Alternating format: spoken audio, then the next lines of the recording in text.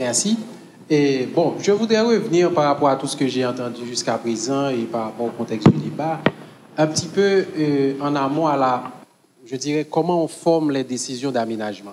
C'est-à-dire, dès le départ, à mon avis, il y a ce problème et comment on élabore les comités, les associations, les réunions avant l'aménagement. Donc, il y a un problème déjà au départ.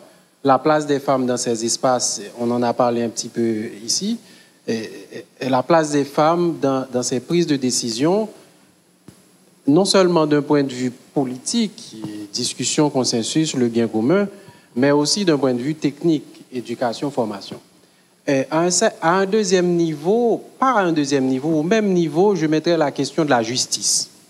La question de la justice, de la loi, quel est le cadre légal dans lequel on évolue, on prend le cas haïtien, et on a remarqué, et là où je travaille focal, on a beaucoup travaillé avec des organisations de femmes et financé des organisations de femmes dans leur lutte pour tout simplement introduire des lois, par exemple, pour criminaliser le viol. Ça a été toute une bataille de faire accepter par l'État haïtien que le viol est un crime. L'une des grandes batailles aussi des féministes, c'est d'avoir et faire reconnaître à l'État haïtien la violence faite aux femmes est un crime.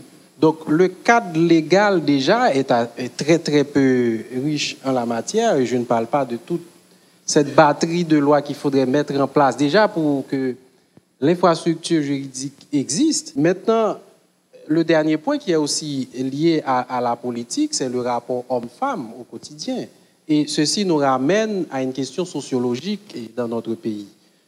Et c'est lié aussi à l'éducation, encore une fois. La sociologie haïtienne te dit que l'homme travaille, la femme s'occupe de la maison. Et nous avons tous été, comme Madame disait tout à l'heure, dans ce construit social où dès l'enfance, on t'apprend ça, petit garçon, tu es là, et il y a une façon de dire ça, oui, tu es un petit coq, voilà, et tu es là pour aller travailler et rapporter l'argent à la maison et la femme s'occupe de ça. Et on a grandi comme ça et ça a créé avec le temps, chez les adultes que nous sommes devenus, des rapports de force hommes-femmes qui instinctivement vous donnent, en tout cas vous fait comprendre que vous avez une supériorité, entre guillemets, par rapport aux femmes. Et c'est bien pour ça que les hommes se sentent beaucoup plus à l'aise dans les espaces publics, qu'ils croient qu'il leur appartient.